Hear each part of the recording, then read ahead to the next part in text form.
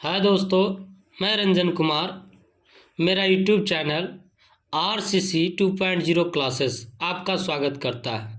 दोस्तों, मैंने अब तक 3 वीडियो बना चुका है कंस्ट्रक्शन का। एक कंस्ट्रक्शन का चौथा वीडियो होने वाला है जो बहुत इम्पोर्टेंट। हर बार एग्ज़ाम में अगर कंस्ट्रक्शन आता है तो इस टाइप से एक सवाल रहता है और छपने वाला एकदम है एग्ज़ाम में 2024 में। बहुत इम्पोर्टेंट है, इसको बहुत बेहतरीन तरह से देखिएगा। ज़रूरत पड़े तो 2 से 3 बार देख लीजिएगा, लेकिन बहुत इम्पोर्टेंट है, देखिएगा। अगर नए होंगे तो चैनल को सब्सक्राइब कीजिएगा और घंटी को भी दबा दीजिएगा, क्योंकि जब भी मैं वीडियो अपलोड करूं तो आपके पास नोटिफिकेशन पहुंच जाए, ताकि उस वीडियो को जैसी पहुंचे तुरंत देख सके। तो देखिए, सवाल मेरा है 4 सेंटीमीटर, 5 सेंटीमीटर तथा 6 सेंटीमीटर वाले एक त्रिभुज की रचना करना है। कोई जरूरी नहीं कि सब भुजा का मान दिया हो रहेगा त्रिभुज बनाने के। हो सकता है कभी एक भुजा का मान दिया रहे तो 2 एंगल दिया रहे 60 डिग्री दोनों बनाना होगा, चाहे एक 60 बनाना होगा, 45 बनाना होगा, तो ऐसा भी सवाल आता है। लेकिन एक साधारण सवाल है, अब बहुत इंपॉर्टेंट है, ये पूछा हुआ सवाल है।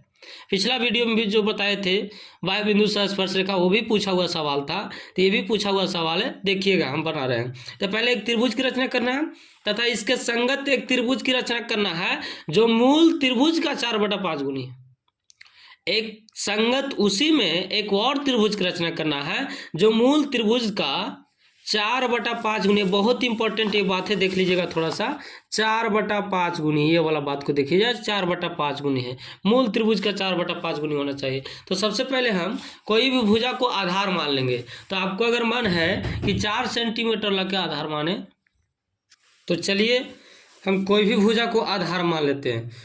यहाँ हमारे पास 3 भुजा है, 4 सेंटीमीटर, 5 सेंटीमीटर, 6 सेंटीमीटर। तो चलिए हम मीडियम वाला को 5 सेंटीमीटर का आधार मान लेते हैं। तो आइए सबसे पहले आधार मान लेते हैं 5 सेंटीमीटर वाला। तो उसके लिए क्या करना है, 0 से 5 सेंटीमीटर तक एक सीधी रेखा खींच देना है। जो आधार माने 0 से, देखिए 5 ही खींचे, देख लीजिए, आप लोग वीडियो में देख लीजिए, 0 से 5 सेंटीमीटर तक खींचे। अब ये आधार हो गया। तो किसी त्रिभुज को अगर कोई PQR मानेगा तो आधार को QR मान लेना। ABC कोई बनाएगा तो ABC को आधार BC मान लेते हैं, जैसा कि देख लिए हम आधार को BC माने। अब क्या करना है कि आधार माना 5 सेंटीमीटर, तो यहाँ लिख देंगे 5 सेंटीमीटर आधार है। अब 2 भुजा हमारे पास शेष है, एक 4 सेंटीमीटर, एक 6 सेंटीमीटर। तो अब एक 4 सेंटीमीटर की काम करते हैं। तो 0 से 4 तक माप लेना है। जैसे आप लोग वीडियो में देख रहे होंगे, 0 से 4 तक ले मैंने मापा है। 0 से कहाँ तक, 4 तक। देखिए 0 से कहाँ तक, 4 तक मैंने मापा है। अब क्या करेंगे कि 0 से 4 तक नापा है, तो एक बिंदु B से एक चाप लगा देंगे। देखिए लगा दिए। अब B से एक चाप लगाए 0 से 4, एक भुजा मेरे पास आओ शेष है 6 सेंटीमीटर। तो फिर से हम 0 से 6 तक नापेंगे। देखिए आप लोग देख रहे होंगे कि वीडियो में 0 से 6 तक मापे। देखिए 0 से 6 तक मापे। अब एक चाप बिंदु B से लगाए थे, तो एक चाप बिंदु C से लगा देंगे। देखिए अब जो कटान बिंदु है इसको एक बार बिंदु B से मिला देंगे।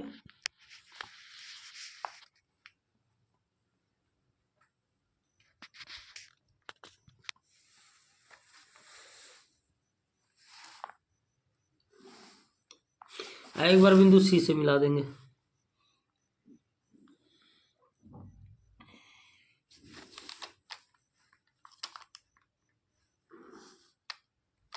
देखिए अब ये जो बिंदु है इसको मान लेंगे A। तो मेरा त्रिभुज बन गया ABC, एक त्रिभुज बन गया जो ये 4 सेंटीमीटर है और ये 6 सेंटीमीटर है।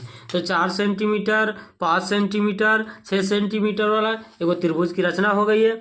अब हमको क्या करना है कि इसके संगत एक त्रिभुज की रचना करना है जो मूल त्रिभुज के 4/5 गुनी होगी। तो मूल त्रिभुज के 4/5 गुनी होने के लिए यहाँ स्टेप थोड़ा ध्यान दीजिएगा। अब यहाँ से आपको क्या करना है कि कोई भी अगर B से आप ले रहे हैं तो बिंदु B से एक न्यून कोण बनाते हुए, न्यून कोण का मतलब ये होता है, इसको इंग्लिश में एक्यूट एंगल बोलते हैं।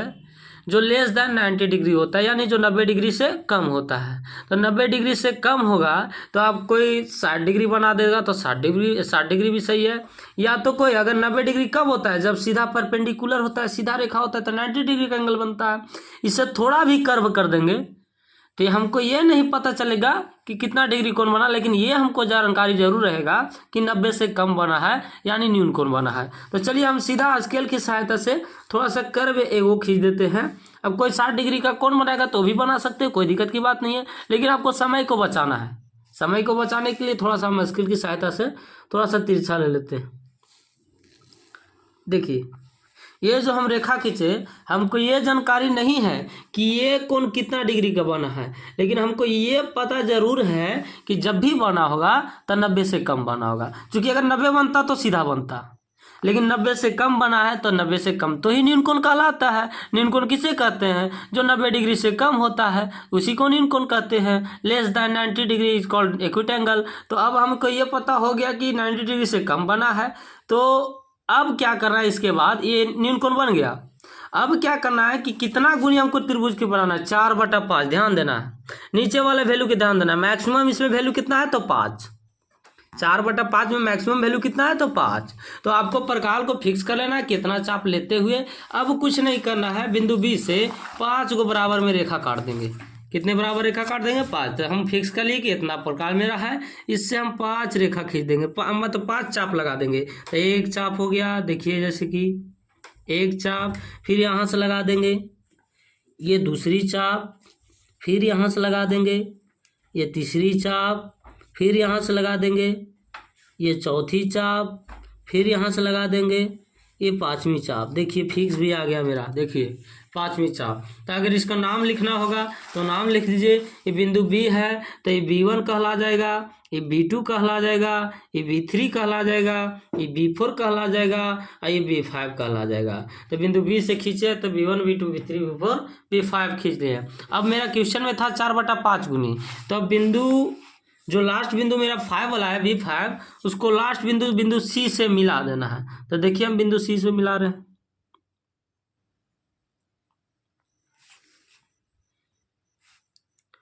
देखिए ये बिंदु C से मिल गया बिंदु 5, B5 जो है बिंदु C से मिल गया। अब यहाँ ध्यान देना थोड़ा सा, अब यहाँ पे हमको एंगल बनाना है। कोशिश कीजिएगा कि जब भी थोड़ा बड़ा बनाइएगा, ये वाला बिंदु से थोड़ा सा बड़ा चाप लीजिएगा, थोड़ा सा बड़ा चाप ले करके ऐसे एक चाप ऐसे लगा देना। अब यहाँ बात जो ध्यान दीजिएगा थोड़ा सा, यहाँ से एक चाप लगा दिए, यहाँ लगा दिए। अब जितना चाप लगाएं, चाप को कम बेशी नहीं करना है। अब जितना चाप लगाएं उतना ही चाप, 4/5 गुनी है तो 4/5 गुनी ऊपर 4 है तो B4 से लगाएंगे। अगर यहाँ रहता 2/5 तो B2 से लगाते, 3/5 तो B3 से लगाते, ऊपर जितना रहेगा वही वाला बिंदु से लगाना है। तो सवाल में मेरा है 4/5 तो B4 से लगाएंगे, तो B4 4 हो जाएगा। तो जितना चाप हम B5 से लगाए थे, देखिए उतना ही चाप हम B4 से लगा रहे हैं, जैसा देख रहे होंगे आप लोग वीडियो में। देखिए लगा रहे हैं B4 से, लगा दिए। अब यहाँ ध्यान देना है कि जो B5 पर कोण बना है वो कितना कोण बना, उस कोण को मेजरमेंट करने ला है। तो देखिए कोण को हम मेजरमेंट किए, माप लिए, तो कोण मेरा इतना बना है, जैसे दिख रहा होगा आप लोग वीडियो में कि इतना कोण बना है। देखिए कोण को मेजरमेंट कर रहे हैं, देख लीजिए बहुत बढ़िया से कि कोण को हम मेजरमेंट कर रहे हैं। अब जितना कोण बना है उतना ही कोण हम जो B4 से एक चाप लगाए थे, इस बिंदु से हम एगो ये खींच देना, जितना कोण बना। देखिए इतना ही कोण था, देखिए थोड़ा बढ़ गया, यही सब गलती हो जाता है, थोड़ा सा ध्यान रखिएगा। ये बढ़ गया थोड़ा सा, देखिए इतना मेरा है। अब यहाँ से लगाना है तो देखिए मेरा यहीं आ रहा है, वो वाला जो लाइन है दूसर की लाइन, वो वाला लाइन ये गलत है। तो आप लोग ऐसा मत कीजिएगा गलत। आइए B4 से खींचे थे तो इस लाइन को मिलाते हुए B4 से सीधा खींच देना। मेरा ये वाला बिंदु है, ना कि ये वाला, मेरा बिंदु ये वाला ध्यान दीजिएगा, वो गड़बड़ा गया था इसीलिए थोड़ा सा वहाँ है। मेरा ये वाला बिंदु है, छोटा वाला जो है, जो वाला बिंदु है। अब यहाँ से मिलाते हुए B4 से सीधा मिला देना।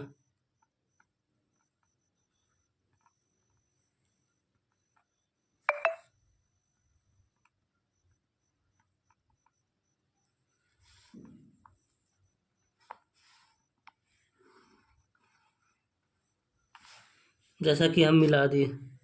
तो ये क्वेश्चन सही तभी होगा जब ये वाला लाइन दोनों पैरेलल दिखना चाहिए। पैरेलल मतलब समांतर। एज एग्जाम्पल ट्रेन की पटरी, आप देखे होंगे ट्रेन की पटरी समांतर रहती है। अगर थोड़ा सा समांतर नहीं रहेगी तो ट्रेन पटरी के नीचे आ जाएगी। तो ये आप भी देखिएगा कि ये वाला लाइन ये वाला पैरेलल अगर है तो मेरा कंस्ट्रक्शन बनाया हुआ सही है, अगर पैरेलल नहीं है तो कंस्ट्रक्शन गलत है। तो अब जो काम हम B5 और B4 की कंडीशन में किए वही सेम कंडीशन, जैसे ही बिंदु कहाँ पर मिला तो ये वाला रेखा पर मान के चले यहाँ C है तो इसको हम नाम रख देते C डैश। ये C है तो इसको हम नाम रख देते C डैश। अब क्या करेंगे, जो काम हम B4 अब B5 के कंडीशन में किए थे वही काम हम C और C डैश के कंडीशन में करेंगे, यानी उसी पर हम लागू करेंगे। जो कंडीशन इस पे लागू होता है उसी कंडीशन पर। तो क्या किए थे B5 पर, तो B5 पर एगो पहले हम चाप लिए थे, इतना चाप लगाए थे। तो उसी तरीका से हम भी C बिंदु पर भी एगो चाप लगाएंगे, एंगल जैसा बनाएंगे। देखिए बना रहे हैं, देखिए बिंदु C से भी हम लगा दिए, दिख रहा होगा। अब जब बिंदु C से लगाए हैं तो जो रेखा है ये C डैश, वहां से भी उतना ही चाप लगा देंगे एगो। सिंपल सी सवाल। अब क्या करेंगे, C पर जो आया है उसको C से C डैश तक ले इसको नाप लेंगे, एंगल बना। जैसे हम यहाँ भी मापे थे कि कितना डिग्री का एंगल बना है, यहाँ भी हम मापेंगे कि कितना एंगल बना है। जैसे देखिए माप रहे हैं हम, देखिए माप रहे हैं हम। अब जितना मापे हैं उतना ही चाप रखते हुए जहाँ से आप चाप लगाए हैं वही बिंदु से एक और चाप लगा देंगे। देखिए मापा सही हुआ है कि गलत, फिर से देख लेते हैं। देखिए चाप लगा दिए। अब ये वाला बिंदु को इससे सीधा क्या करना है, मिला देना।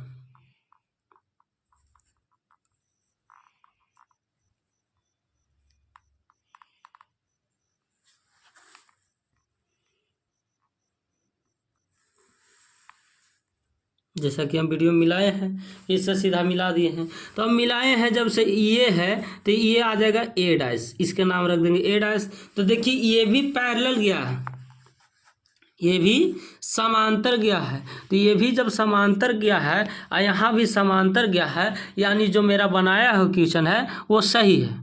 अगर थोड़ा सा भी समांतर नहीं जाता, टेढ़ा मेढ़ा होता तो ये बनाए हुए क्वेश्चन गलत हो जाता। लेकिन देखिए एकदम सवाल में समांतर गया है। तो इस प्रकार से एक त्रिभुज मेरा पहले बना था ABC और इसके संगत त्रिभुज बना है A डैश, इसका नाम B के B छोड़ दिए, इसका नाम C डैश। तो एक त्रिभुज बना ABC, एक ट्रायंगल है, एक triangle A dash B C dash. तो दो गो ट्रायंगल है, तो दो गो ट्रायंगल में एक बड़ा ट्रायंगल है ABC, एक छोटा ट्रायंगल है A डैश B और C डैश। तो यही कहा था कि 4 सेंटीमीटर, तो यही कहा था कि एक 4 सेंटीमीटर 5 सेंटीमीटर 6 सेंटीमीटर भुजा वाले एक समबाहु नहीं एक त्रिभुज की रचना करना था। असंगत में मूल त्रिभुज की रचना करना था जो मूल त्रिभुज का 4/5 गुनी होगा। तो हम एक त्रिभुज के सबसे पहले एक बड़ा त्रिभुज बनाए ABC और उसके संगत एक छोटा त्रिभुज A dash B C dash बना जो मूल त्रिभुज का 4/5 गुनी है। कहने का मतलब अगर बड़ा वाला त्रिभुज 5 होगा तो इसका मान 4 होगा। तो इसका मान 5, अगर बड़ा वाला त्रिभुज का मान 5 होगा तो इसका मान कितना होगा, 4 होगा। जैसे ये पूरा हिस्सा में B से लेकर C तक जाइएगा तो पूरा हिस्सा में अगर 5 है तो B से C डैश तक ले हिस्सा में कितना है, 4 है। अगर एरिया के रेशियो निकाला जाए, 4/5 के मतलब रेशियो है, तो रेशियो निकाला जाए तो 5 हिस्सा में होगा तो 4 हिस्सा में होगा। तो अब तो ये तो बन गया। सवाल आती है लिखने का, तो लिखने के लिए वही तरीका जो हम किए वो लिख देंगे।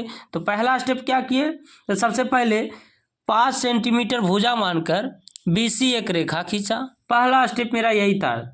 फिर क्या किए कि 4 सेंटीमीटर चाप लेकर के बिंदु B से एक चाप लगाया और 6 सेंटीमीटर चाप मानकर बिंदु C से एक चाप लगाया और दोनों के कटान बिंदु से एक बार बिंदु B से मिलाया, एक बार बिंदु C से मिलाया। 2 स्टेप में इतना लिख देना। इस प्रकार भुजा AB और भुजा BC मिल गया। इस प्रकार हमें त्रिभुज ABC की रचना हो गई। अब चौथा स्टेप में क्या लिखना है, 3 स्टेप तक इतना काम कर देना। चौथा स्टेप में क्या लिखना है, बिंदु बी से न्यून कोण बनाते हुए नीचे की ओर 5 बराबर चाप लगाया। जैसे B1 बराबर B1 B2 बराबर B2 B3 बराबर B3 B4 बराबर B4 B5, यानी ये वाला डिस्टेंस यहाँ से लेके यहाँ तक बराबर, यहाँ से लेके यहाँ तक बराबर, यहाँ से लेके यहाँ तक, सभी आपस में पाँचों क्या है, बराबर है। अब हमको गुनी था 4/5 गुनी, तो 4/5 बिंदु 5 B5 जो है, B5 को बिंदु C से मिला दिया। पांचवा स्टेप, चौथा स्टेप में ये लिख देना है कि बिंदु बी से नीचे की ओर न्यून कोण बनाते हुए 5 बराबर चाप काटा, फिर B5 को C से मिलाया। पांचवा स्टेप में, ये चौथा स्टेप में यही लिखना है। फिर क्या करेंगे, बिंदु B5 पर कोण बनाते हुए तथा बराबर कोण बिंदु B4 पर बनाते हुए एक सीधी रेखा खींचा, जहां बिंदु BC पर बिंदु रेखा BC पर बिंदु C' प्राप्त हुआ। रेखा BC पर बिंदु C' मिला और दोनों समांतर गया है, देख लीजिए समांतर गया। पांचवा स्टेप में लिखिएगा, इसी प्रकार C पर भी कोण बनाते हुए और संगत कोण C' पर भी बनाते हुए C' से एक और रेखा खींचा, जहां AB पर बिंदु A' की प्राप्ति हुई। तो इस प्रकार संगत त्रिभुज, पांचवा अंतिम स्टेप में, संगत त्रिभुज ABC का समरूप त्रिभुज, त्रिभुज ABC समरूप त्रिभुज ABC similar triangle A' B और C' प्राप्त हुआ। ये तो है ही है, लेकिन फिर त्रिभुज ABC बराबर जो हो जाएगा, ये मूल त्रिभुज का तो का माने गुना पढ़े होंगे, तो मूल त्रिभुज का माने गुना 4/5 गुनी ये जो छोटा वाला त्रिभुज है, त्रिभुज A'B C' प्राप्त हुआ। ये अतः में लिख दीजिएगा, अतः मूल त्रिभुज का 4/5 गुनी एक त्रिभुज की रचना हो गई। तो आपको 5 नंबर में एकदम मिल जाएगा।